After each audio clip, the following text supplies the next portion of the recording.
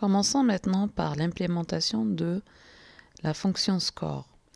Alors, pour ce faire, nous aurons besoin de définir le choix, cette fois-ci de l'utilisateur, qui correspond en fait au clic sur l'un des trois boutons. Rappelez-vous bien, il y avait dans la deuxième frame trois boutons, donc pierre, ciseaux et feuille.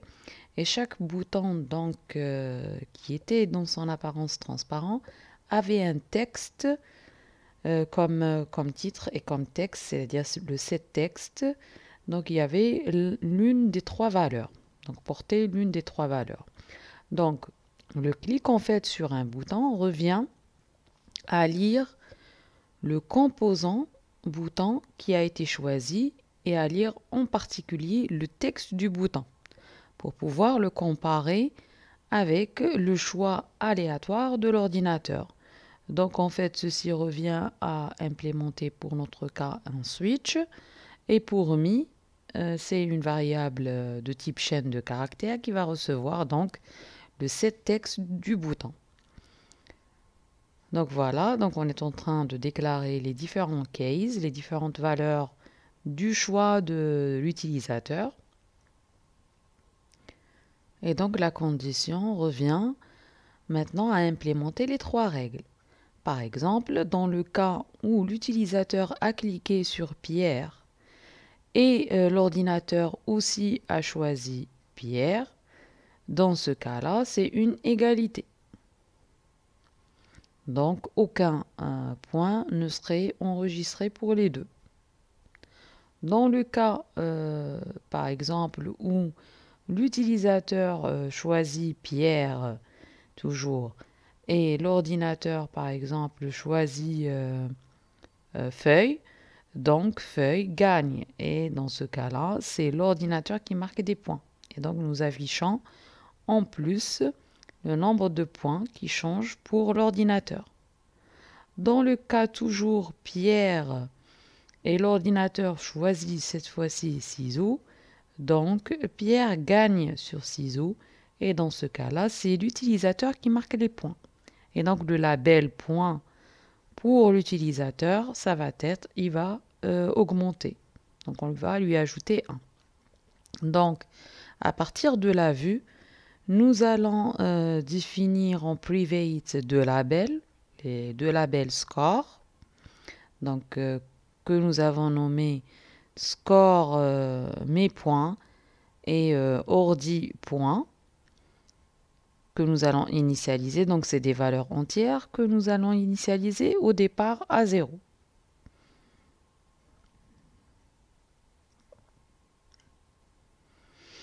Donc voilà comment se fait le calcul pour le score, pour l'ordinateur et pour le joueur. De même, nous allons implémenter la deuxième règle et la troisième règle. C'est juste les instructions qui vont changer. L'ordre des instructions va changer.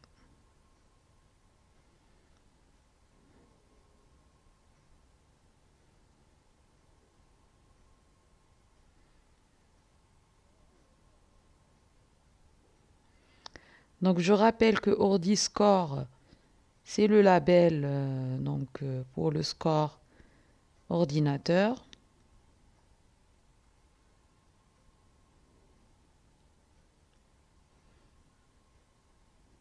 On n'oublie pas bien sûr les différents breaks.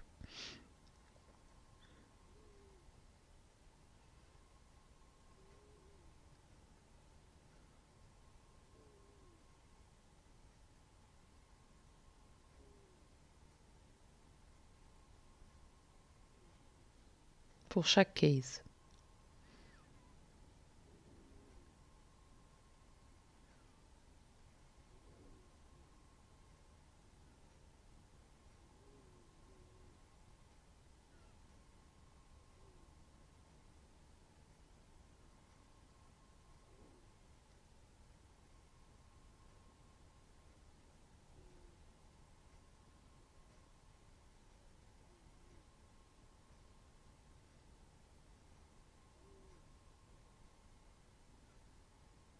Donc voilà, on est en train d'insérer le deuxième cas et le troisième cas.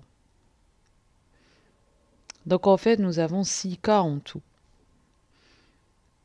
Pour chaque cas, nous avons 3 cas.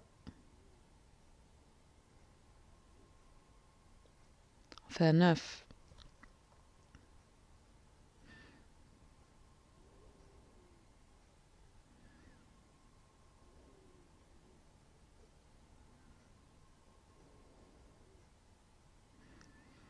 Donc là, il faut faire vraiment attention lors de l'écriture de cette méthode-là, SCORE.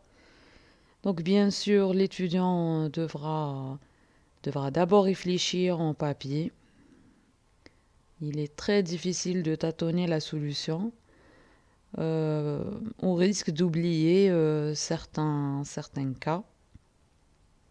Donc mieux tout écrire en papier pour passer à l'étape codage.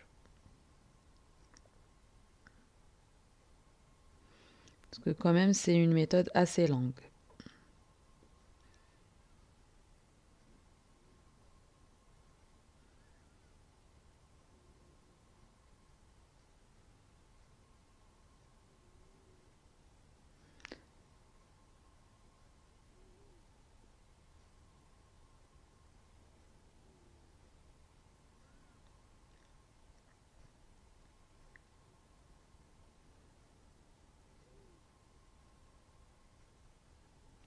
Donc là, on est dans le cas où l'utilisateur choisit Pierre et l'ordinateur choisit ciseaux. Donc dans ce cas-là, c'est Pierre qui gagne. Et donc le nombre de scores pour l'utilisateur change. Donc voilà, maintenant il suffit de faire des copier-coller et faire attention à échanger les instructions pour respecter les 3 règles. Je rappelle les 3 règles rapidement. Donc Pierre gagne sur ciseaux, ciseaux gagne sur papier et papier gagne sur pierre. Voilà les 3 règles. Maintenant, il reste à déterminer qui a choisi pierre et qui a choisi, par exemple, ciseaux. Que ce soit pour l'ordinateur ou bien pour l'utilisateur. Donc le choix de l'utilisateur, il est déterminé par le clic sur un bouton. Le choix de l'ordinateur, il est déterminé aléatoirement par la fonction aléatoire. Donc entre 1 et 3. Et nous détectons, par exemple, le 1, il correspond à quoi, etc. Voilà pour l'implémentation de cette partie-là.